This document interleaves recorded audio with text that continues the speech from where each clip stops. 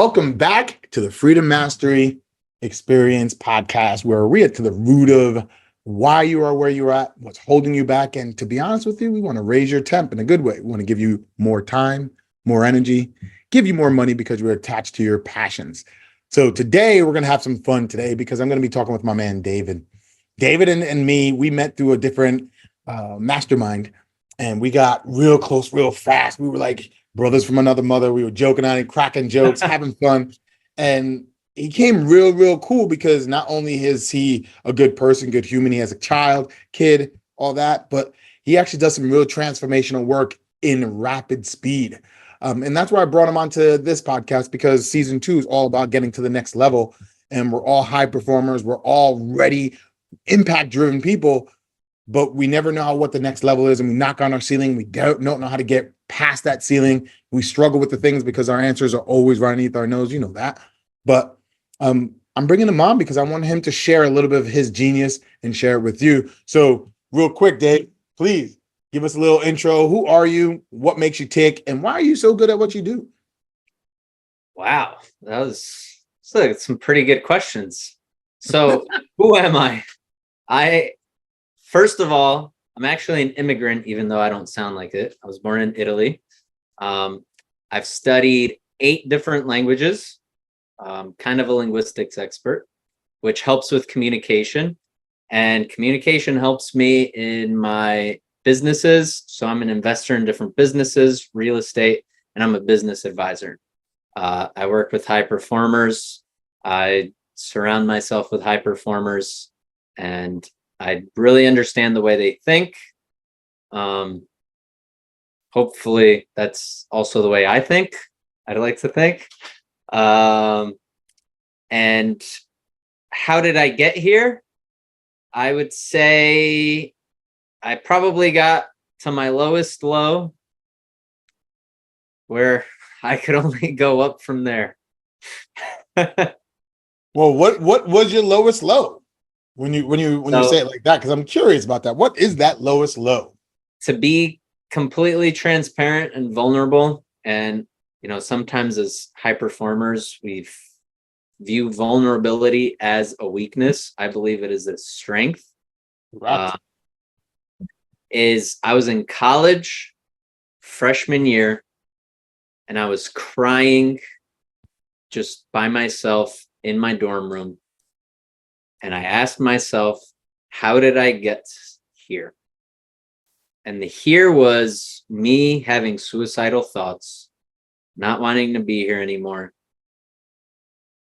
And I didn't come from a place of trauma. I didn't come from, getting physically abused, any type of things. But I really got there because I always looked at the negative aspects. I always compared myself to others. And in that moment, when I asked, how did I get here? I got a vision of people. They were people in a third world country, but they had the one thing that I didn't have, and that was a smile on their face. Happiness is awesome. And I said, how is it possible for them to have a smile on their face when they have nothing? And I have all this stuff. I have all these things, and I can't get a smile, a true, genuine smile. So I started to make a shift. I realized I started to look inward, and I said, well, what do I keep fucking doing to get to this place? So usually when you ask questions, you get answers. And the answer I got was, well, I keep comparing myself to other people. I keep looking at what I don't have. And now I know, looking back, what I was doing is I was just being completely negative, complaining, looking at everything I didn't have, and I kept focusing on it rather than all I did have. So I'm very, I've studied a lot of psychology, spirituality, God, all the other things. And what I noticed is even no matter who you are, like, unless you're implementing the right strategies, it doesn't matter what you know, right? Implementation is key in that way. But you said a couple key things I want to bring to your attention, everybody. Well, Yeah. I want you to think about it as he said that he needed to look inward. That's number one. And he had these negative thoughts as far back, as far deep instead of back, as deep as suicidal thoughts, ending himself in many different ways. Now, I want you to think about it. And it was all based off of not these massive T's traumas that everyone thinks about, but it was all the little ones. And if you listen to my first podcast, those things add up. And as they add up, they weigh on you. And those weights actually change the way that you think. So the only way that you can shift out of the way that you're doing things is by looking internal. Is that what I got so far? Yeah. So Carl Jung actually has a quote: in order for a tree to reach heaven, the roots must reach hell. Ooh, that's awesome. I didn't know that one. That's awesome. For those of you that don't know who Carl Jung is, he's considered one of like the godfathers of psychology. Him and Freud. And like, knowing what I know now, essentially what I had to do was I had to go to my depths and see what was there. I had to face things. And nowadays, especially men, we're taught like, suck it up. Suck it up. You compartmentalize, you push it to the side, and you don't show weakness, you don't cry, you don't do any of these things. And I believe that is very unhealthy masculine. That is not true masculine. Well, that's a whole different concept right there. A lot of people don't understand, like, First off, the feminine balance between feminine and masculine, toxic masculinity versus balanced. That's a whole different world. Give me a breakdown on that real quick. So essentially, not dealing with shit just means you bottle it up and it's going to come out eventually, right? Yes, like when you compartmentalize, you can compartmentalize to a certain point until there aren't any more compartments. So then what do? You have to take stuff out of those compartments and see what's there. And it's funny, when I work with a lot of high performers and I have a lot of partners and other things, and they're all very smart. It seems like we've gotten to a point where in the moment, sometimes dealing with something isn't the best option, right? If you're in a business meeting and something comes up that infuriates you, you've got to keep your cool. Compartmentalization will help you there. But until you actually deal with whatever you compartmentalized, it's actually got control over you. 100%. As well as even in that scenario, that thought process, you have to remember you can only keep your cool in a situation that you need to keep your cool if you have enough RAM inside your body to do so.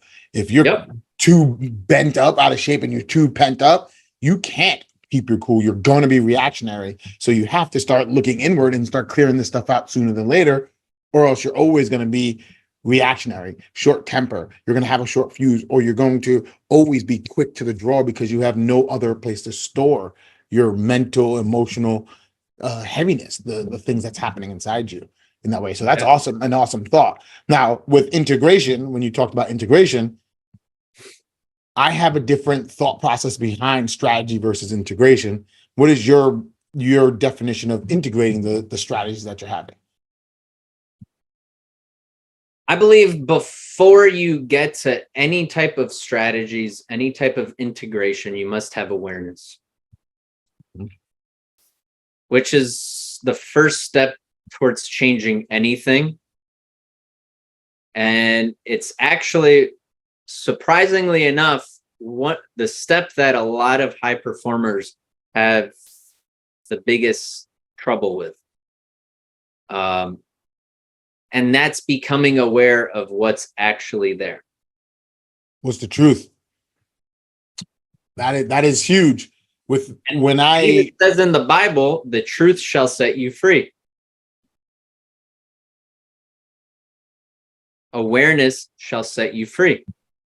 so what do Because you think people are not aware of? Why do you think I already know the answer to that one, so let me go a little deeper. Why do you think people are so quick not to be aware of what's happening? it's easier to look externally and blame others. We've also been conditioned to not looking inward.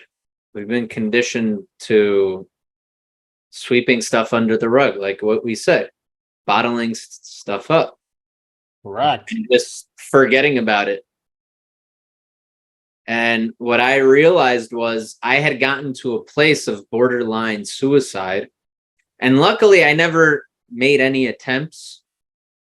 But I had the thoughts for a while, right? And the reason, what I've noticed is how people even get to potential suicide. And by the way, I don't know if the listeners know, but men are 4 times more likely to commit suicide than women. Yeah, I didn't know that stat. And that's because we keep everything in. We don't go within, so we go without. Don't go within, so you go without.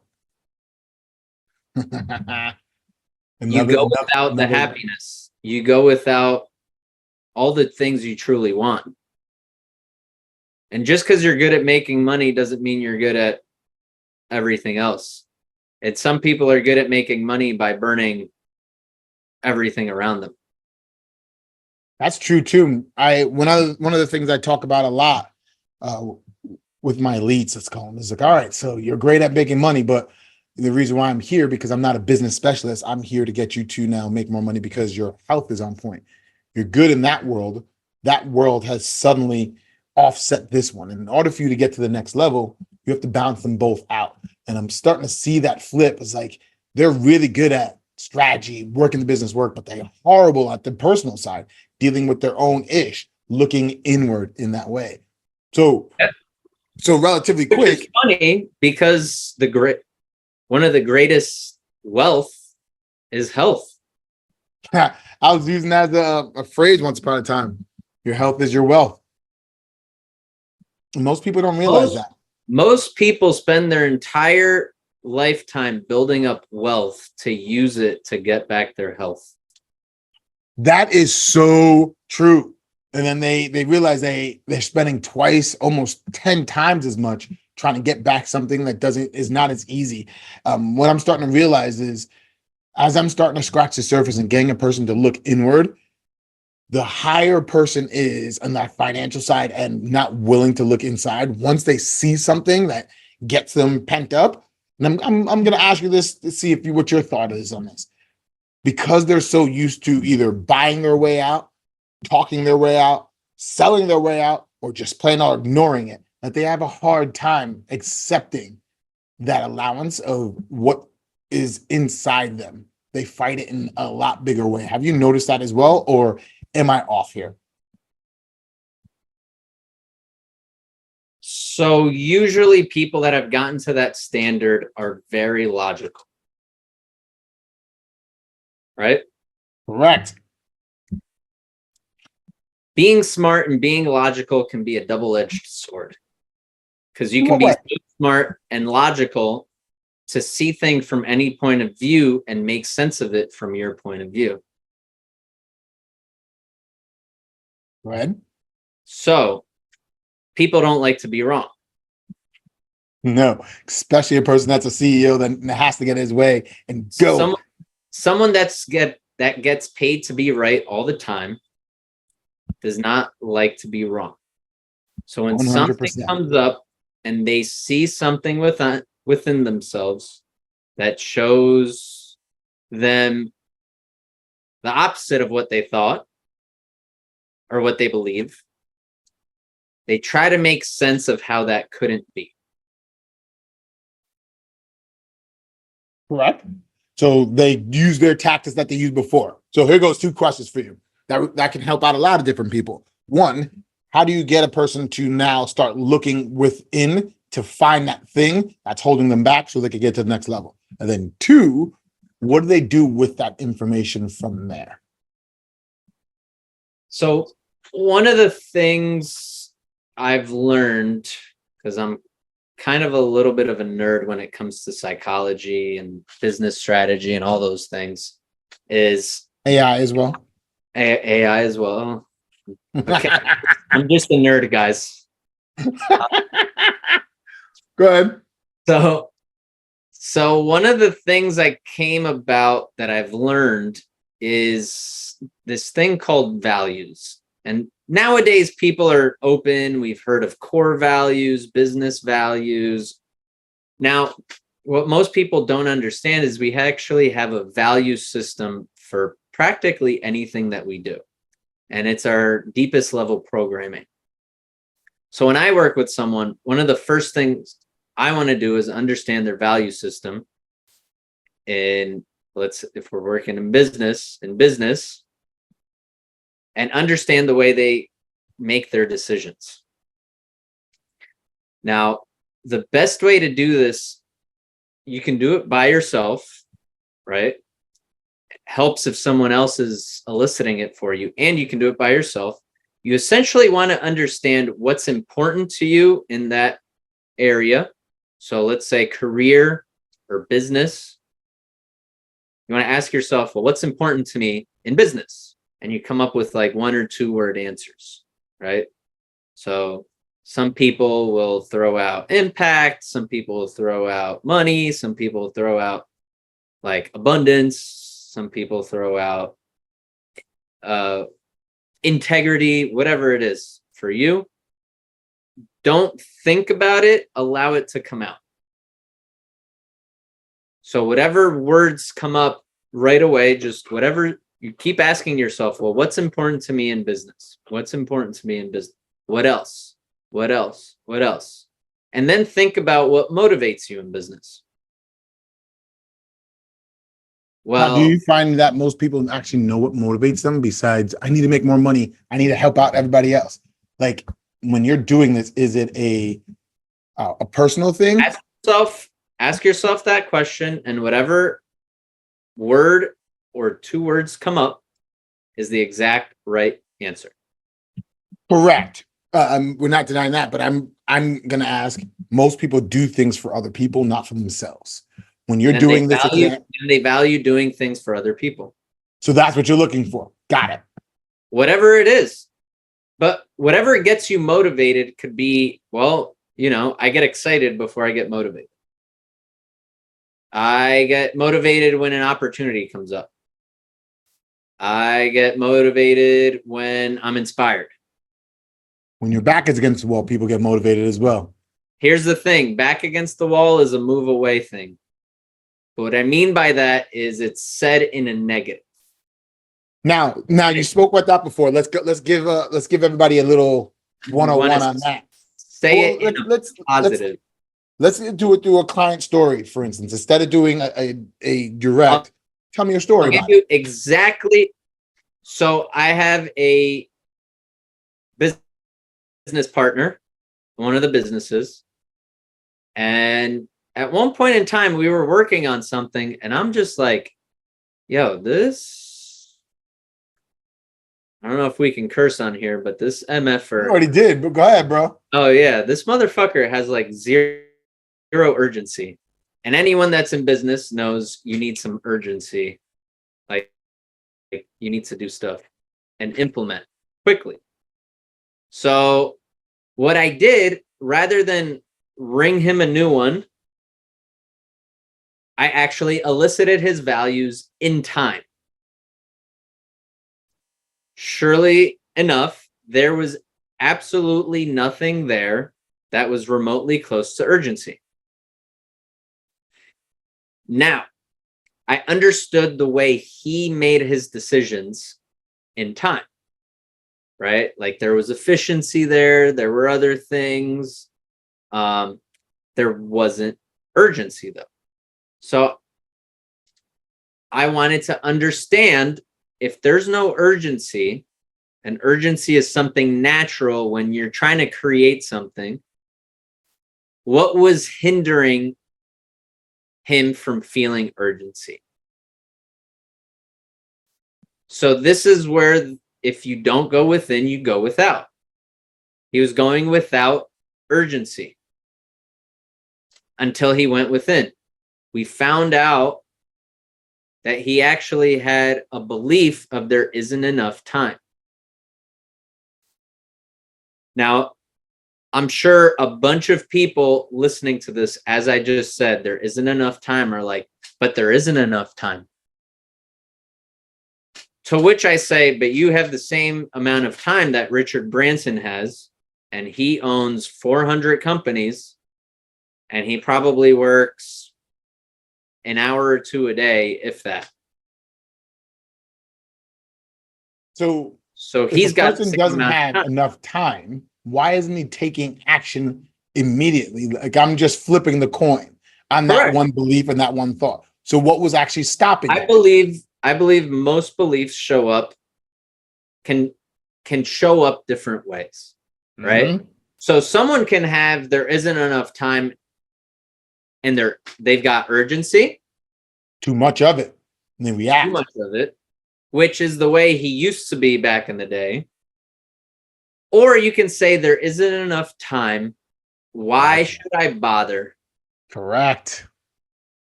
So it's like I'm not good enough can propel people to start up, to prove that they're good enough, or it can debilitate people before they even get started. So the first thing that you're saying right now is look inward. Ask yourself these questions where you're looking inward and say, so again, why? The questions, if you want to elicit this in business or in career, because what we're talking about, what is important about business? What is important about career, right? What is important about your health? So if you've got trouble in health, what is important about health? You'll find out. What motivates me in health? Do that a few times. Now, usually a value system typically is 12 to 15 words.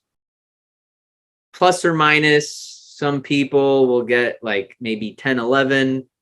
I just did one today that was 16, but like more or less 12 to 15. So just so you know that. And then find out, put them in order, right? Like which one's most priority order. Priority, which one's number one, which one's after that, and start doing a list. That's actually the way you make decisions in any area of life. And this is why you can have a high performer that's so skilled in business. Their decision-making process is so spot on in business. And health is completely different because they have a completely different set of value systems. Or some people are phenomenal at doing business and terrible with their finances because their value system in business, phenomenal. Value system in finance does not have the things that they need in order to get what they want. So once you're aware of what you're making decisions, what your decision making is like, remember the first step is awareness. Then you can start implementing new strategy and integrating new things. You want to ask yourself, well, what am I missing? What do I want to feel more of? Because those are things that are missing from your value systems. So one, get your values of whatever you want to look at. And then two, what is the second one? Give me a quick bullet on what they need to do next. So I'm aware. You want to be aware of where you're at, and you want to be aware of what you want more of, right? What you desire. What's your goal? What do you need more of to get to that goal? Like if your value system has nothing that about nutrition and health, chances are you're overweight. or one of the skinny, unhealthy people that are Or one of I'm the seeing skinny people. a lot of is just like they're thin and they think because they don't hit that the traditional aspect of what unhealthy looks like, they're Okay. healthy, but they're not. All right, Exactly. so we have the awareness, then we have the integration. What else do you want to put on the tail end of this before I can now bolt a couple of other things into the aspect of integration, freedom, mastery style? Is there anything else that you want to put into that? So if you realize what you need more of, create strategies and a plan to add more of it into your life. Add more things into your life. So you're talking about So integrating it straight into your life from that. So that's a three-step issue. life, Three business, steps. whatever it is, right? So we're talking about three steps. One, we have the awareness. Two, we have the integration where you're actually asking what you truly want. And then three, put it into your life. Implementation or strategy. Okay. So if you have listened to the podcast, I know you have, right? You also thinking about, all right, so I know what I want, but I'm not doing it. And that's what I'm going to say in the freedom mastery world. And the thing I really want you to focus on is when you're thinking about implementing, you have to remember, is my emergency brake on being your body? If your body's holding you back because it doesn't believe you or doesn't think it can, it will slow you down or become that weight. So I want you to like just think, even use a pendulum, muscle testing in that way. Stand still, get relaxed, ask what you want, say your plan. And if your body naturally leans back, your brakes are on. Right. I want you to really start using that. And once you start really integrating in and implementing using your body and feeling what your body is saying, that's when you could take this planet and it will skyrocket. And then you'll get to your next level. You'll start breaking through your doors. You'll start understanding things because now you synced your mind and your body. That is how you're going to make it past everything and anything. And the more and more you start to see these three steps and then linking it with your mind and body together, you'll be unstoppable. Did I get that? How did that feel coming out? How did that roll? It felt unstoppable. Unstoppable, he says. Unstoppable. But enough joking around. Me and him, we can do this all goddamn day. It's actually really, really fun talking and understanding things on a different level. And that's what I want from you. So if you like this podcast, share it with somebody. If you think this podcast is something that somebody needs to hear, share with them. As well as if you want to hear something very specific for me to come through and talk about, hit me up. All you have to do is go on either Facebook or Instagram, Patrick LaRouge. I'm very, very simple to find. Ask me a question. And if you want to find David, please, Mr. Corsini, tell them how they can find you. DavidCorsiniSpeaks.com. Very, very simple. And last final words. If you want to help somebody shift somebody right now, not knowing anything about them, you want to get them to their next level, what would you say to them? Focus on what you want. Understand why you haven't gotten there yet. Get the awareness. Understand what you need more of. Integrate it. And then create a plan to allow more of that in your life. Strategy and implementation. Awesome. Again, thank you, Dave, giving me this time and blessing me and the people that's listening with your knowledge and wisdom. Can I thank you for inviting me? Thank you for even hosting this podcast. Thank you for creating a space for high performers to even be able to come in, listen, better themselves, and see things from a different viewpoint, right? This isn't the norm. And that's why it's going to help you get to the next level. You, as an entrepreneur, you probably didn't get there. As a high performer, you didn't get there doing what normal people do. You did the opposite of what normal people do. And that's why you're here.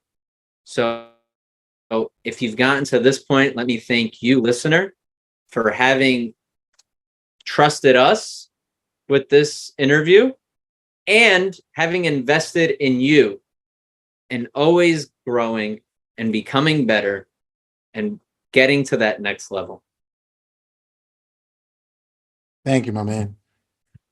Until the next time, everybody. See you on the next one.